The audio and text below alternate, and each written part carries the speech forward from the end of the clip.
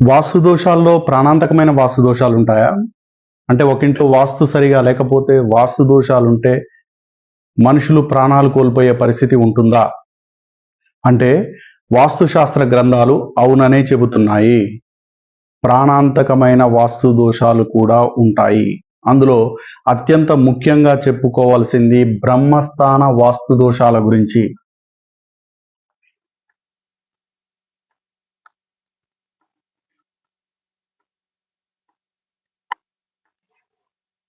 బ్రహ్మస్థాన వాస్తు దోషాల గురించి. అసలు ఈ బ్రహ్మస్థానం అంటే ఏమిటి? వీటి గురించి ఎక్కడుంది? అంటే మనకున్న వాస్తుశాస్త్ర గ్రంథాల్లో మానసార్,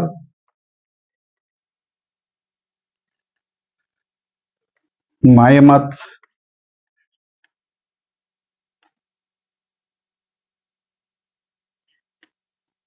సమ్రాంగన్ సూత్రధార్, విశ్వకర్మ ప్రకాష్, కామికా ఆగం ఇలాంటి ప్రముఖ వాస్తుశాస్త్ర గ్రంథాలన్నింటిలో ఉమ్మడిగా ఉన్నటువంటి ఒకే అంశం వాస్తుశాస్త్రంలో బ్రహ్మస్థాన దోషాలకు అత్యంత ప్రమాదకరమైనవిగా చెప్పడం జరిగింది. ఈ బ్రహ్మస్థానం అంటే ఏమిటి, అది ఎట్లా ఉంటుంది అనే విషయానికి వస్తే, ఒక ఇంటిని లేదా ఒక నిర్మాణాన్ని మనం ప్లాన్ చేసేటప్పుడు, వాస్తుశాస్త్రం ప్రకారం ప్లాన్ చేసేటప్పుడు ఇంటినైతే ఏకాశీతి పదవాస్తు. ఏకాశీతి పదవాస్తు అంటే ఇది ప్లాట్ ఆర్ ఇల్లు అనుకుంటే 9x9 అంటే 81 బాక్సులు వచ్చే విధంగా విభజించి ప్లానింగ్ చేసే పద్ధతిని ఏకాశీతి పదవాస్తు అంటారు. ఉమ్మడిగా గృహస్థాశ్రమ ధర్మానికి, ఒక ఇంటి నిర్మాణానికి ఏకాశీతి పదవాస్తు సరైన పద్ధతిని అన్ని వాస్తుశాస్త్ర గ్రంథాలు చెబుతున్నాయి. ఇవి కాకుండా సకలం, పీఠిక, భద్రపీఠిక, మహాపీఠిక, చండిత్ ఇలాంటివి 1 నుంచి 32 అంటే 1/1 నుంచి 32/32 భాగాల వరకు ఉండే విధంగా 32 విధాలుగా వాస్తుశాస్త్రం ఇంటిని విభజించే పద్ధతిని చెప్పింది. అందులో గృహస్థాశ్రమ ధర్మంలో ఉండవలసిన అందులో మానవ నివాస యోగ్యానికి అవసరమైన నిర్మాణాలు చేపట్టుకోవాలంటే ఏకాశీతి పదవాస్తు అంటే 10 నిలువు గీతలు, 10 అడ్డగీతలు గీస్తే 9x9 9 బాక్సులు అడ్డంగా, 9 బాక్సులు నిలువుగా, మొత్తం 81 బాక్సులు ఏర్పడేటువంటి ఏకాశీతి పదవాస్తు అంటారు. ఇందులో బ్రహ్మస్థానం అంటే మధ్యలో ఉండేటువంటిది. ఈ బ్రహ్మస్థానానికి చుట్టూ అంటే ఏకాశీతి పదవాస్తు పద్ధతిలో ఒక స్థలాన్ని లేదా ఒక నిర్మాణ ప్రాంతాన్ని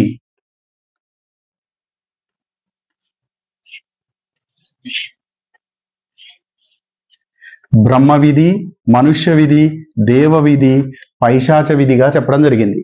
ఒక నిర్మాణ ప్రాంతాన్ని బ్రహ్మ విధి, మనుష్య విధి, దేవ విధి, పైశాచ విధిగా చెప్పడం జరిగింది. ఇందులో అత్యంత సెంటర్లో ఉన్నటువంటి ఈ ప్రాంతాన్ని బ్రహ్మ వీధిగా చెప్పడం జరిగింది.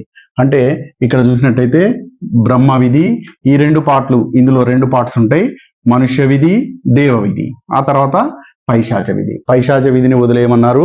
మనుష్య దేవ విధిలో నిర్మాణానికి సంబంధించినటువంటి గదుల అమరిక ఉండాలని చెప్పారు. ఆ మధ్యలో ఉండేదే బ్రహ్మ విధి. బ్రహ్మ విధిలో దోషాలు ఉంటే ప్రాణాంతకంగా పరిణమించేటువంటి ప్రమాదం ఉందని వాస్తుశాస్త్ర గ్రంథాలు చెబుతున్నాయి. బ్రహ్మ విధిలో దోషాలు అంటే ఏంటి? బ్రహ్మ విధిలో ఒక టాయిలెట్ నిర్మించడం, బ్రహ్మ విధిలో ఒక టాయిలెట్ నిర్మించడం, లేదా సెప్టిక్ ట్యాంక్ నిర్మించడం, లేదా underground drainage pipeline Brahma వీధి మీదుగా వెళ్ళడం, లేదా ఒక పిల్లర్, ఒక కాలం రావడం, లేదా ఒక బీమ్ బ్రహ్మ వీధి మీదుగా వెళ్ళడం, లేదా ఆ ప్రాంతం పగిలిపోయి ఉండడం, అనీవెన్గా ఉండడం, ఎగుడు దిగుడుగా ఉండడం, లేదా బ్రహ్మస్థానంలో శల్యదోషం ఉండడం, ఇలాంటివన్నీ కూడా బ్రహ్మస్థాన దోషాలుగా చెప్పడం జరిగింది.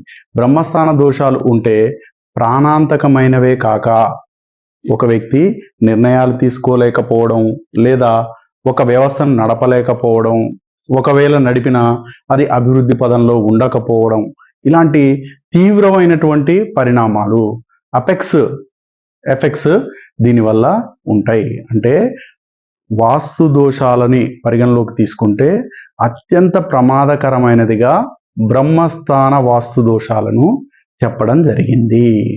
అసలు బ్రహ్మస్థానంలో వాస్తు దోషాలు అనే విషయాన్ని ఎట్లా అర్థం చేసుకోవాలి అంటే వాస్తుశాస్త్రంలో మనం ఏకాశీతి పదవాస్తు పద్ధతిలో 9/9 81 గళ్ళుగా విభజించినప్పుడు బాహ్యంగా ఉన్నటువంటి ఈ పైశాచ విధిలో 32 దేవతా స్థానాలు ఉంటాయి. వీటికి తోడు ఆర్యమ, వివస్వాన్, మిత్ర, బూధర్, ఆప్, అపవత్స్, సవిత, సవిత్ర, ఇంద్ర, ఇంద్రజై, రుద్ర, రుద్రజై, ఇది బ్రహ్మస్థానం. ఇవన్నీ కలిపితే 13 స్థానాలు, మొత్తం 45 దేవతా స్థానాలని చెప్పడం జరిగింది. ఈ 45 దేవతా స్థానాలలో మధ్యలో ఉండేదే బ్రహ్మస్థానం. ఒక దేవతా స్థానం ఒక్కొక్క దేవుడి యొక్క వివరణతో మనకు చెప్పడం జరిగింది. అంటే ఒక దేవతా స్థానాన్ని పదం అన్నారు. ఆ పదం ఒక దేవుడికి ప్రతీకగా చెప్పడం జరిగింది. ఆ దేవుడి యొక్క ఆకారం, ఆయన ప్రయాణం చేసేటువంటి వాహనం, ఆయన ధరించినటువంటి శస్త్ర అస్త్రాలు, ఆయన భార్య లేదా భర్త, లేదా ఆయన చేతిలో ఉన్నటువంటి వస్తు సామాగ్రి, వీటిని బట్టి ఆ పదాన్ని మనం అర్థం చేసుకోవాలి. వాటి యొక్క ఇంపాక్ట్ ఆ పదంలో ఏర్పాటు చేసుకున్నటువంటి అమరికల మీద డిపెండ్ అయి ఉంటుంది, లేదా వాటి ప్రభావాన్ని దీనిపైన చూపిస్తుంది అని అర్థం చేసుకోవాలని వాస్తుశాస్త్రజ్ఞం చెప్తుంది. అయితే బ్రహ్మ పదానికి సంబంధించినప్పుడు బ్రహ్మ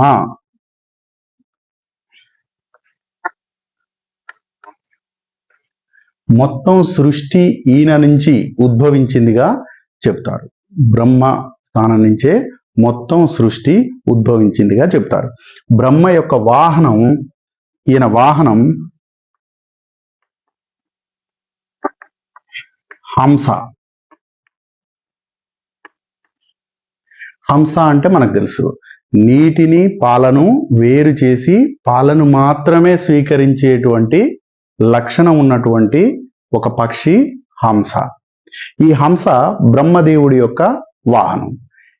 ఈ హంస బ్రహ్మస్థానంలో ఉండడం అంటే మనం ఏమర్థం చేసుకోవాలంటే విచక్షణ జ్ఞానం, మంచి చెడుకు మధ్యలో విచక్షణ చేసి మంచిని మాత్రమే స్వీకరించి చెడును వదిలేసేటువంటి గుణాన్ని హంస వాహనం కల్పిస్తుంది అని ఐకనోగ్రఫీ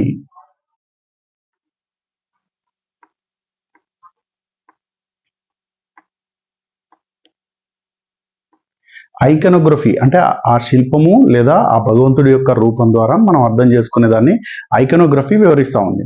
అందులో హంస ద్వారా మనం అర్థం చేసుకోవాలి, విచక్షణ జ్ఞానాన్ని మనం పొందగలుగుతాం. ఒకవేళ బ్రహ్మస్థానంలో లోపాలుంటే విచక్షణని కోల్పోతాం, మంచిని చెడును విచక్షణ చేయలేము, ఏది మంచో ఏది చెడో నిర్ణయించుకోలేము, తద్వారా నిర్ణయాలు తీసుకోవడంలో ఫెయిల్యూర్ అవుతాం. ఇది బ్రహ్మ యొక్క వాహనం చెప్పేటువంటి విషయం. నెక్స్ట్, బ్రహ్మకు 4 తలలుగా చెప్పారు. బ్రహ్మకు 4 తలలు ఉన్నట్టుగా చెప్పారు. ఒకటి తూర్పు, దక్షిణం, పడమర, ఉత్తరం వైపు చేసినటువంటి 4 తలలతో కూడిన ఆకారాన్ని బ్రహ్మగా చెప్పారు. తూర్పు వైపు ఉన్నటువంటి ముఖం ఏం చెబుతుందంటే మన నిర్ణయాన్ని తీసుకునేటువంటి, అంటే ఒక ప్లానింగ్కి సంబంధించినటువంటి నిర్ణయాన్ని తీసుకునేటువంటి వ్యవహారాన్ని. సపోజ్ ఇది తూర్పు అనుకుందాం, ఈస్ట్, నార్త్, సౌత్, వెస్ట్ అనుకుందాం. ఈస్ట్ వైపు అంటే బ్రహ్మ ఇక్కడ ఉంటే ఈయన ఈస్ట్ వైపు ఉండేటువంటి ఫేస్ ప్లానింగ్ చేయడం, ఒక ఫ్యాక్టరీస్ ప్రారంభించడం కోసం కావచ్చు, లేదా ఒక ఎడ్యుకేషనల్ ఇన్స్టిట్యూషన్ ప్రారంభించడం కోసం కావచ్చు, ఏదైనా ప్లానింగ్ చేయడం, లేదా ఒక కంపెనీని ప్రారంభించడం, ఆ ప్లానింగ్కి సంబంధించినటువంటి వ్యవహారం ఈస్ట్ ఫేస్ చెప్తుంది. ఇది 4 వేదాల్లో ఋగ్వేదాన్ని చూపిస్తుంది. ఋగ్వేదం ఈ బ్రహ్మస్థానంలో తూర్పు వైపు ఉన్న భాగం పాడైపోయి ఉంటే ఏమవుతుంది అంటే మన ప్లానింగ్లోనే పొరపాటు, ప్లానింగ్ దశలోనే నష్టం జరిగేటువంటి రాంగ్ డెసిషన్ తీసుకునేటువంటి అవకాశం ఉంది. దక్షిణం వైపు ఉన్నటువంటిది, సపోజ్ మనం ఒక ఫ్యాక్టరీ ప్రారంభిద్దామనే ప్లాన్ చేసాం, ప్లాన్ బాగానే ఉంది.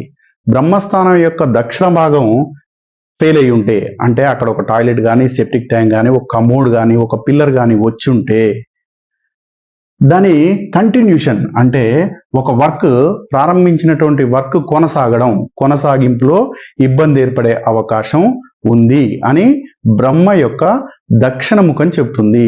ఇది యజుర్వేదానికి సంకేతం. యజుర్వేదం చెప్తుంది. అట్లనే పడమర వైపున్న మొహం సామవేదాన్ని చెప్తుంది.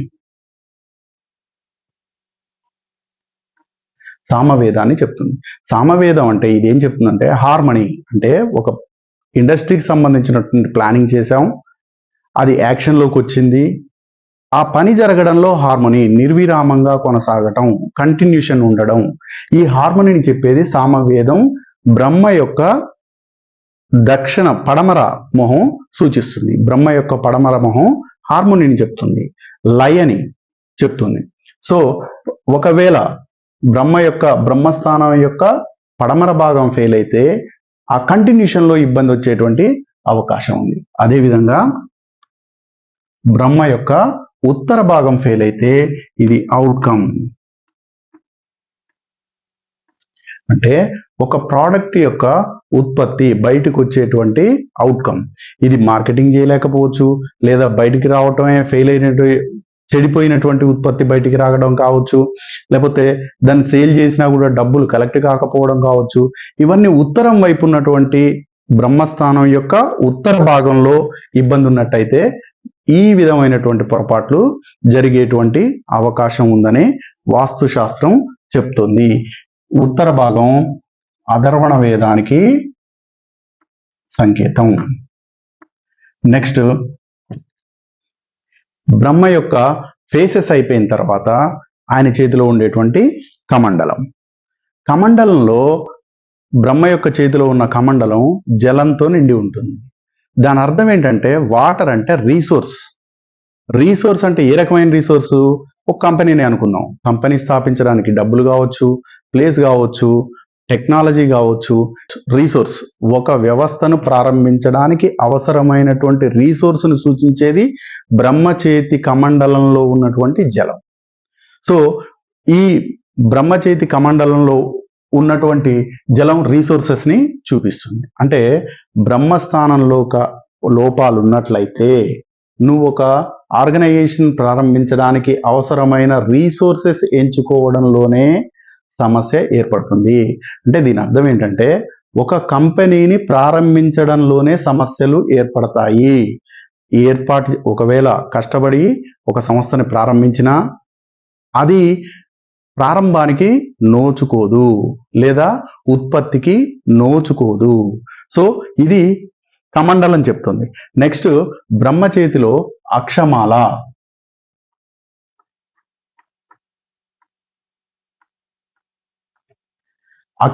ఉంటుంది. అక్షమాల అంటే ఏంటి? కౌంటింగ్. బ్రహ్మచేతిలో ఉన్నటువంటి కౌంటింగ్. అక్షమాల ఏంటంటే కౌంటింగ్ సింబల్. అంటే ఎంత ఖర్చు పెట్టాలి, ఎక్కడ ఖర్చు పెట్టాలి, ఎవరిని ఉపయోగించాలి, ఏ విధంగా ఉపయోగించాలి అనేటువంటి క్యాలిక్యులేషన్ మెథడాలజీ అంతా బ్రహ్మచేతిలో ఉన్న అక్షమాల డిసైడ్ చేస్తుంది. అంటే బ్రహ్మస్థానంలో వాస్తు లోపాలు ఉన్నట్లయితే నువ్వు నిర్ణయించుకోలేవు ఎవరిని వాడాలి, ఎంతవరకు వాడాలి, ఎలా వాడాలి అనేటువంటి విషయాల మీద గ్రిప్ను కోల్పోతాము. కాబట్టి బ్రహ్మస్థానం సరైన విధంగా ఉండడంలో మనకు చెప్పేది అక్షమాల క్యాలిక్యులేషన్ని. నెక్స్ట్, బ్రహ్మ వేసుకునేటువంటి క్లోత్స్. బ్రహ్మ శ్వేతవర్ణం లేదా తెల్లని దుస్తులు ధరిస్తాడు. తెలుపు అంటే ఏంటంటే ఫుల్ఫిల్నెస్, అన్ని సమృద్ధిగా ఉండడాన్ని సూచిస్తుంది. ఒకవేళ బ్రహ్మస్థానంలో లోపం ఉంటే ఆ ఫుల్ఫిల్నెస్ ని కోల్పోతాం. ఈ కామిక ఆగం పుస్తకంలో చెప్పినట్టు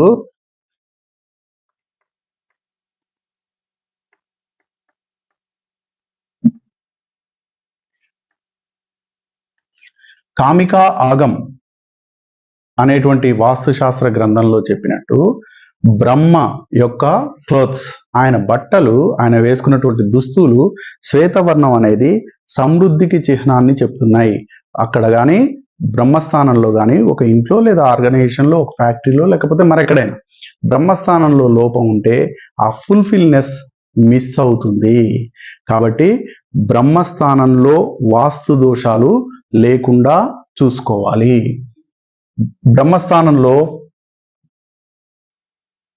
బ్రహ్మస్థానాన్ని ఒక ఇంటి నిర్మాణంలో ఏ విధంగా ఉపయోగించాలి?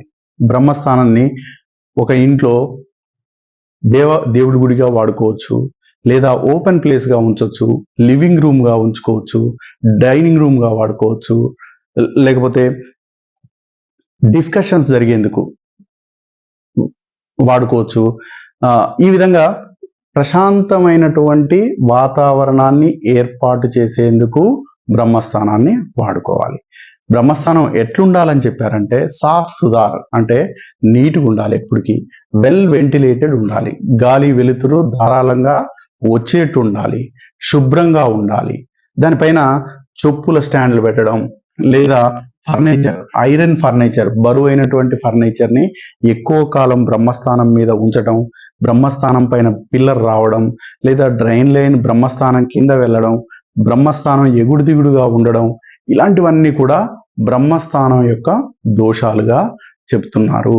బ్రహ్మస్థానం యొక్క దోషాలు వల్ల ప్రాణాంతకమైనటువంటి హార్ట్ డిసీజెస్, లేకపోతే ఉదరానికి సంబంధించినటువంటి రోగాలు, నాభిస్థానానికి సంబంధించినటువంటి రోగాలతో ప్రాణాంతకమైన మరణంతో సమానమైనటువంటి ఇబ్బందులను ఎదుర్కోవాల్సి వస్తుంది అని చెప్పి వాస్తుశాస్త్ర గ్రంథాలైన మయమత్, మానసార్, సమరాంగన్ సూత్రధార్, విశ్వకర్మ ప్రకాష్ వంటి అన్ని గ్రంథాలు చెప్తున్నాయి. కాబట్టి ఒక ఇంటి నిర్మాణం కానీ, ఒక కంపెనీ, ఒక వ్యవస్థ, ఒక ఆఫీసు ఏది నిర్మించినా కూడా బ్రహ్మస్థానాన్ని సరైన పద్ధతిలో గుర్తించి బ్రహ్మస్థానంలో వాస్తు దోషాలు లేకుండా ప్లానింగ్ చేసుకోవాలి. ఆల్రెడీ భయంకరమైన సమస్యలతో, ఇబ్బందులతో బాధపడుతుంటే బ్రహ్మస్థానంలో ఏమైనా లోపం ఉందేమోనని స్టడీ చేయాలి. తద్వారా బ్రహ్మస్థానాన్ని సురక్షితంగా ఉంచుకోవడం ద్వారా ప్లానింగ్లో కానీ, ఆర్గనైజింగ్లో కానీ, అవుట్పుట్ వెల్ అండ్ గుడ్గా ఉండడానికి కానీ బ్రహ్మస్థానాన్ని అత్యంత పర్ఫెక్ట్గా ప్రొటెక్ట్ చేసుకోవాల్సిన అవసరం ఉంది.